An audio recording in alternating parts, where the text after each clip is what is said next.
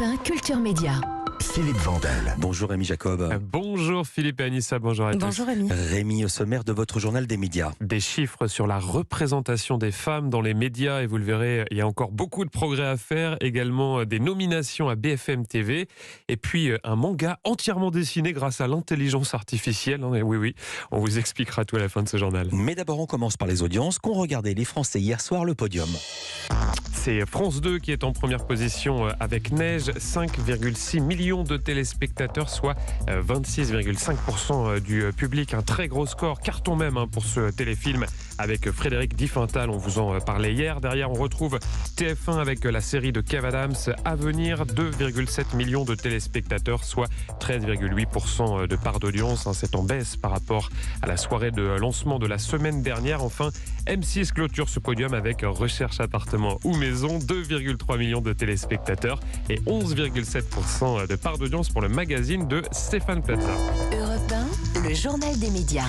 L'Arcom a dévoilé hier son rapport annuel sur la représentation des femmes à la télévision et à la radio. Avec une statistique à retenir, 44%, c'est la proportion des femmes présentes à l'antenne.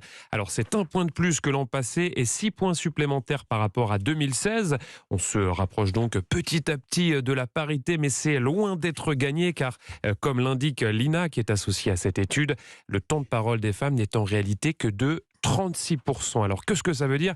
Eh bien, qu'elles sont certes de plus en plus présentes sur les plateaux, mais elles y parlent moins que les hommes. Et puis, il y a des domaines spécifiques où il y a encore énormément de progrès à faire. Je vous propose d'écouter le président de l'Arcom, Roch-Olivier Mestre. Il est au micro d'Europe 1 Culture Média. Globalement, on a bien progressé sur les présentatrices, on a fait un gros progrès sur les expertes, mais il y a 2 domaines sur lesquels on est encore très en retard. C'est la politique, sur lesquels les femmes politiques ou celles qui traitent de la politique sont beaucoup moins représentées encore que les hommes. Et puis le sport, à la fois la place du sport féminin sur les antennes, mais surtout la façon dont les journalistes femmes couvrent les événements sportifs. Il y a encore un déséquilibre très marqué au profit des hommes, et donc il faut qu'on progresse sur ce terrain-là. Les programmes sportifs, vous l'avez entendu, où on est très loin du compte avec seulement 21% de femmes à l'antenne et un temps de parole effectif qui tombe à 11%. C'est évidemment très très bas. Et puis en politique, Roch-Olivier Mestre l'a dit il y a quelques instants, il y a là aussi beaucoup de boulot. Par exemple, chez les invités politiques, seulement un tiers sont des femmes. Alors, j'ai profité de la présence hier à l'Arcom de la ministre de la Culture, Rima Abdul-Malak, pour la faire réagir à cette statistique. On l'écoute. Elle est au micro d'Europe 1 Culture Média. Alors même que notre première ministre est une femme, on a le sentiment que malgré la féminisation et la parité en politique qui est atteinte aujourd'hui, pour autant elle n'est pas encore visible suffisamment dans les médias. Donc ça va être un vrai sujet de progression et je crois que l'ensemble des groupes ici présents en ont pris conscience et vont s'y atteler. En tout cas, ils s'y sont engagés. Rima Abdul-Malak au micro d'Europe 1 Culture Média. Autre étude dévoilée hier par l'institution, celle sur la représentation des femmes, cette fois-ci dans les publicités télévisées avec à la clé pas mal de surprises, comme l'indique Laurence Pécaud-Rivolier. Elle est conseillère à l'Arcom où elle préside le groupe de travail consacré à la diversité dans la société française.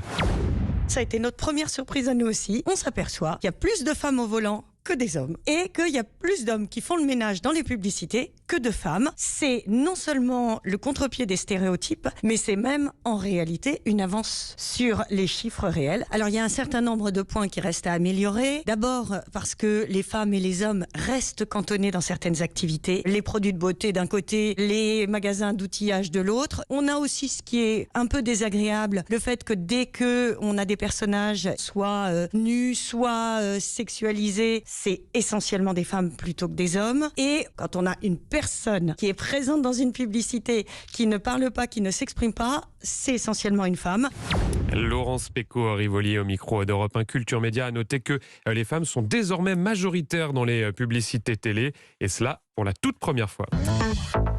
En question mercato maintenant, point mercato avec l'arrivée de Laurent Guimier à la tête du pôle média de CMA-CGM. Le journaliste était jusqu'en octobre dernier directeur de l'information de France Télévisions. Il rejoint donc le groupe dirigé par le milliardaire franco-libanais Rodolphe Saadé. Une information dévoilée par nos confrères du Figaro que nous a confirmé hier après-midi le groupe. Alors CMA-CGM, c'est à l'origine un armateur mais qui est en train de monter en puissance dans les médias, qui a un appétit croissant pour les entreprises de ce secteur. Il a notamment également racheté en octobre dernier le quotidien régional La Provence. Il vient également de monter au capital de M6 à hauteur de 8%.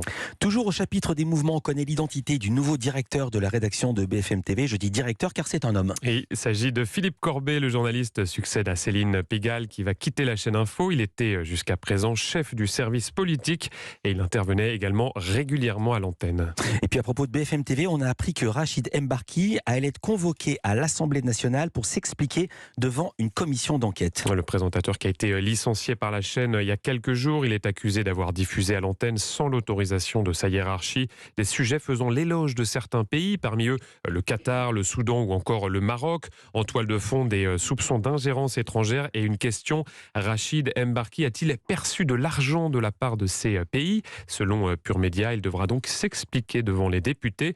Le directeur général de la chaîne, Marc-Olivier Fogel, sera lui aussi entendu. Et à propos de Céline Pigalle que vous citiez, elle va quitter BFM pour aller sur le service public à France Bleu.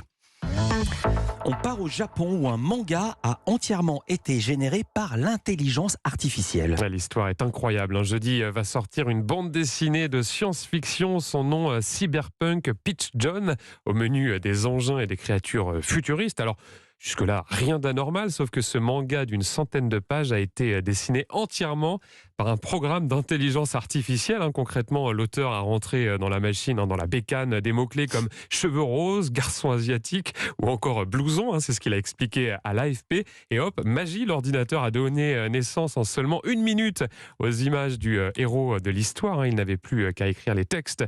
Et le tour était joué. Au final, il a mis seulement 6 semaines pour achever son manga, là où un artiste confirmé aurait mis 1 an normalement. Ça ouvre la voie, dit-il, à des gens sans talent artistique, à condition qu'ils aient de bonnes histoires à raconter. Et de conclure, c'était un cheminement amusant, un petit peu comme jouer au loto. Et ça suscite, évidemment, de nombreuses questions juridiques. Ah oui, celui qui génère ce type de contenu peut-il vraiment être considéré comme un créateur au sens du droit d'auteur? C'est l'une des questions que l'on peut légitimement se poser. Les juristes ne sont d'ailleurs pas tous d'accord entre eux. Autre point épineux pour nourrir l'intelligence artificielle, vous le savez, il faut alimenter la machine avec des œuvres qui, elles, ont vraiment été créées de toutes pièces par des êtres humains. Et ça fait évidemment grincer les dents des auteurs des œuvres originales. En janvier dernier, aux États-Unis, 3 artistes ainsi que l'agence Getty Images ont porté plainte contre Stable Diffusion. C'est un programme automatique de génération d'images par intelligence artificielle. Ils lui contestent le droit d'avoir utilisé leurs photos afin de faciliter son apprentissage. Merci beaucoup Rémi Jacob en chair et en os, et non pas une bécane. À demain en direct une fois encore pour un nouveau journal des médias. À demain.